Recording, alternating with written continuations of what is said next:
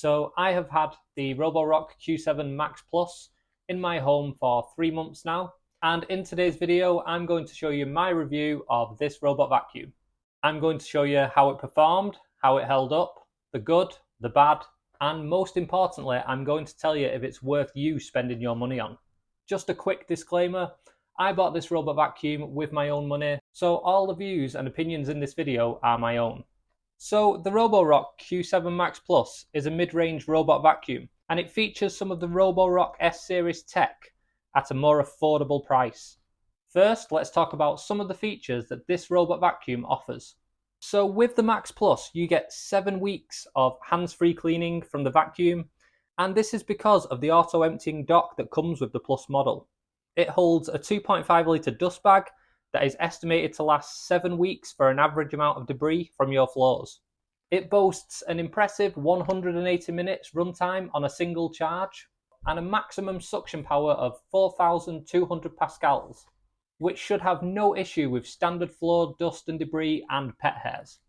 When the Roborock detects that it is on carpet, it will automatically increase its suction, which is a really handy feature as I mainly use mine for carpets, and I personally have been really impressed with how well it has performed on them. On top of being a vacuum, the Q7 Max Plus is also a mop that has a built-in 350ml water tank. It also offers 30 water flow levels so that you're able to fine-tune this to suit your floors. The mop works well on my kitchen floor and I'm happy with the job that it does. One of my favourite things about this vacuum is the navigation. So it uses LiDAR navigation, and this means that it's able to map out your entire rooms before it begins to clean them.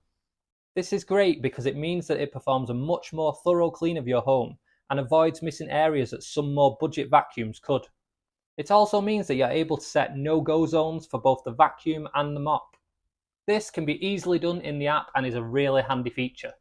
Another positive I want to mention is how easy the maintenance is to perform on the Roborock Q7 Max. Even though you don't have to empty the waste bin regularly, you still have to remove the rollers, clear them of hair, and anything else that could get tangled in them. I have a wife and 2 daughters, so I usually do find a good amount of hair to remove from these, so I try and do that once a week, just so that it doesn't build up and potentially damage the vacuum. This only takes a couple of minutes and is easy to remove and reinsert the rollers. Another positive is the price. This robot vacuum seems to go on offer quite a lot, and I managed to pick this up for just £369 in the UK. So these were the positives. Let's talk about some of the negatives before I give you my opinion on whether you should buy the Roborock Q7 Max Plus. So there aren't too many negatives, so these might sound a little bit nitpicky. But some people may be put off by having to buy dust bags instead of making the unit so that it can just be emptied into the bin. Now, this does have an advantage. If you are someone that doesn't cope well with the dust and you have asthma or COPD, then the bag does have everything contained, so you're not going to be irritating your condition when you empty this. And maybe that is why they've done it. But it just means that now you have to continue to buy these bags. The cost of them isn't too expensive, especially as one bag lasts 7 weeks. But you are tied into them. As I said, I am nitpicking. Another negative is that the dock only works for the vacuum and has no waste unit for the mop. This means that although I can leave the Roborock for 7 weeks worth of vacuuming, I am still going to have to fill and empty the mop's water tank on the actual robot vacuum unit. Another thing to mention is that the mop doesn't lift like it does on more expensive models like the Roborock S7.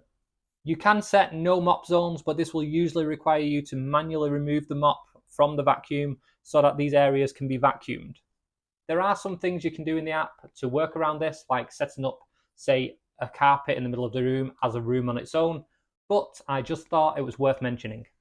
This is not so much of an issue for me though, as I mainly use the Roborock for vacuuming my carpets and floors. So my overall opinion is that if you are buying this with the main focus being the vacuum, then I definitely recommend it.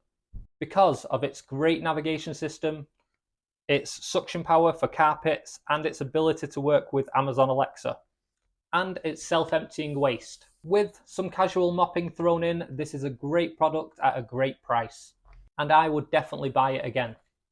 If you are someone who would like to use the mop feature a lot more, then you may want to look at more expensive robot vacuums like the S7 Max Ultra. which has a dock that also empties your dirty mop water and also cleans the mop after each use, as well as having the ability to lift the mop when vacuuming carpets. I will leave a link for both of these robot vacuums in my description if you want to pick any of them up.